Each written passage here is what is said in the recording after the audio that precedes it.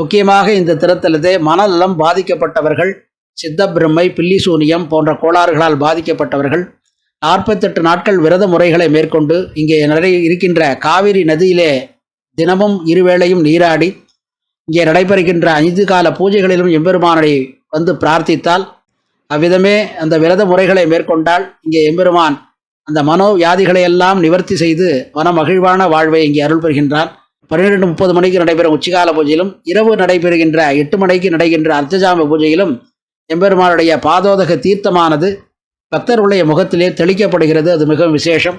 திருப்பதிக்கு சென்று தங்களது பிரார்த்தனைகளை செலுத்தல இயலாதவர்களும் அந்த பிரார்த்தனைகளை இந்த எம்பெருமானிடத்திலே செலுத்தி சுகம் பெறுகின்றனர். எனவே தென் திருப்பதி எனவும் இத்திருத்தலம் போற்றப்படுகிறது. பக்தர்கள் வேண்டும் வரங்களை எல்லாம் அருள்வதற்காகவே குணசீல மகரிஷிய தவத்திற்காக எழுந்தருளி நமக்கெல்லாம் அருள் புரிய வேண்டும் என்பதற்காக வைகுண்டத்திலிருந்து எழுந்தருளி சங்கு சக்கரதாரியாய் நின்றது